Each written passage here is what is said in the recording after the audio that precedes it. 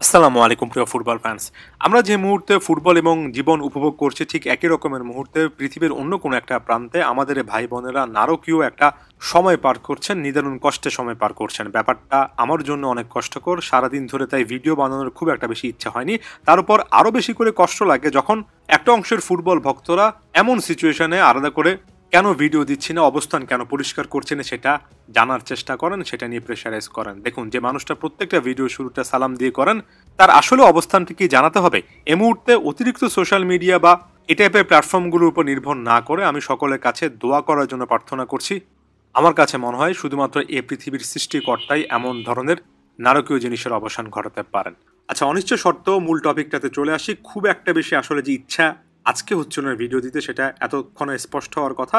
Lionel মেসির গোলটা দেখেছি, লাইভ দেখেছি, দুর্দান্ত একটা গোল করেছেন। সংক্ষেপে আমি কয়েকটা কথাবার্তা বলি, কারণ আপনারা অনেকে এটার জন্য অপেক্ষা করছেন। দেখুন, ইন্টার মায়ামি ওভারঅল ম্যাচটা কেমন খেলছে, হাবিয়ার মাসচারানোর অধীরে কেমন করছে সেটা একটা ব্যাপার, এবং লিওনেল মেসি কেমন করছে সেটা একটা ডিফারেন্ট ব্যাপার। আমি লিওনেল মেসিকে দিয়ে যদি শুরু করি, আরও একটা দুর্দান্ত অসাধারণ সাবলাইম গোল করলেন লিও মেসি। যে জায়গা থেকে গোল পেয়েছেন বলটা খুব ভালোভাবে তার কাছে আসেনি, অকওয়ার্ড বাউন্স ছিল। লিওনেল মেসি সেটা যেভাবে চেক করেছেন এবং বডিটাকে যেভাবে মুভ করিয়ে এ জায়গা থেকে ফিনিশ করে এসেছেন, লিওনেল মেসি এ বয়সেও 38 ছুঁই ছুঁই বয়সেও বিশ্বের অন্যতম সেরা একজন ফিনিশার, সেটা আরও একবার প্রমাণিত হলো। এই গোলটা তার স্টাইলের জন্য, বিশেষ করে লিওনেল মেসির কন্ট্রোলের জন্য আমার অনেকদিন মনে থাকবে। এর পাশাপাশি আরও একটা গোল লিওনেল মেসি করেছিলেন, যেটা বিল্ডিংয়ের পথে লিওনেল মেসি নিজে একটা ফাউল করার কারণে বাতিল হয়ে যায়। সেখানেও কিন্তু লিও মেসি তার পারফেক্ট প্রেসিশন দেখিয়েছেন। এই জিনিসগুলো দেখতে ভালো লাগে, এবং পুরো ম্যাচ যারা দেখেছেন একের পর এক চান্স কিন্তু তিনি ক্রিয়েট করেছেন। একেবারে শেষ মুহূর্তে ফাফা পিকেলটের উদ্দেশ্যে একটা দুর্দান্ত বলও বাড়িয়েছিলেন। পিকেলটের উচিত ছিল সেই জিনিসটা ফিনিশ করে আসা। তবে সবচেয়ে ভালো লাগে যে ব্যাপারটা, প্রত্যেকটা ম্যাচে যখনই লিওনেল মেসি খেলছেন আস্তে আস্তে তার সেই সেরা ছন্দের দিকে আমরা কিন্তু দেখছি, প্রায় প্রত্যেকটা ম্যাচে ডমিনেট করছেন। এটা একেবারে লিওনেল মেসি বনাম প্রতিপক্ষ, বা এক্ষেত্রে টরেন্টো এমন একটা খেলা আমার কাছে কিন্তু মনে হচ্ছিল। সে জায়গা থেকে লিওনেল মেসির পারফরমেন্স দেখাটা সত্যিই অর্থে ভালো লাগার মতো একটা ব্যাপার, এবং আমরা জাতীয় দলে খুব দ্রুত লিও মেসির কাছ থেকে আরও একবার এমন টাইপের পারফরমেন্সে আশা করি। তবে একটা দলীয় পারফরমেন্স হিসেবে অবশ্যই হাবিয়ার মাসচারানোর দল সকলকে হতাশ করেছে।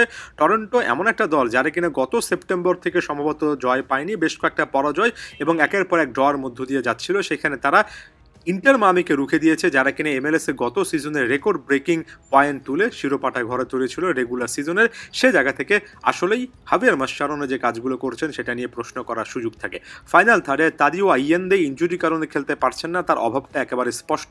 লুইস সুয়ারেজ আরও একটা এমন ম্যাচ কাটালেন যেখানে ব্যাপারটা একটু হরিফিক বললে খুব একটা বেশি ভুল হবে না। দেখুন, 2023 সালের শেষের দিকে হাঁটুর ইনজুরির কারণে লুইস সুয়ারেজ যখন প্রায় অবসরের দ্বার প্রান্তে ছিলেন, সেখান থেকে গত বছর যে দুর্দান্ত প্রতাপে ফিরে এসেছেন সেটাকে সাধুবাদ জানাই। তবে একই সঙ্গে লুইস সুয়ারেজের ফিটনেস সংক্রান্ত ইস্যু, তার যে হাঁটুর অস্ত্রোপচারের পর খুব একটা বেশি সেটা কাজ করছে না, এটা স্পষ্টত বোঝা যায়। গতবার লিওনার্দো কাম্পানা ছিলেন লুইস সুয়ারেজের সাথে অদল বদল করে খেলেছেন, এবার তার না থাকাটাও কিন্তু স্কোয়াড ডেপথের জায়গা থেকে আসলেই ইন্টার মায়ামিকে বড় রকমের একটা চ্যালেঞ্জের মুখে ফেলছে। ফাফা পিকাল বলেন কিংবা এই ম্যাচে সুয়ারেজের বদলি হিসেবে নামা ওবান্দো নামক প্লেয়াররা এই জায়গাটা পূরণ করতে পারবেন কিনা সেটা নিয়ে যথেষ্ট সন্দেহ জায়গায় তৈরি হয়। তাই ফাইনাল থার্ডে যখন এই অবস্থা হয়, এটা একেবারে মেসি সর্বস্ব একটা লাইন আপ হয়ে যায়, এবং এখানেই কিন্তু হাবিয়ার মাসচারানোর সামনে বড় রকমের চ্যালেঞ্জের মুখে পড়বেন। কারণ এর আগে আর্জেন্টিনার বয়সভিত্তিক ফুটবলও যখন কোচিং করিয়েছেন, একজন দুজন প্লেয়ারের উপর অতিরিক্ত নির্ভর একজন কোচ বলে তাকে মনে হয়েছে। কঠিন সিচুয়েশনে দলকে গেম প্ল্যানের মাধ্যমে বের করে আনতে পারেননি। এখন পর্যন্ত ইন্টার মায়ামির শুরুর দিকে বিগিনার্স লাকের পরে ক্রিটিক্যাল এই মোমেন্টগুলোতে কিন্তু মাসচারানোর সিদ্ধান্তগুলো খুব একটা বেশি পক্ষে আসছে না। তাই দলগত পারফরমেন্সের জায়গা থেকে হতাশাজনক। তবে লিওনেল মেসি জায়গা থেকে মেসি তার মতো করে চেষ্টা করছেন, এটা নির্দ্বিধায় বলা যায়। ধন্যবাদ সবাইকে।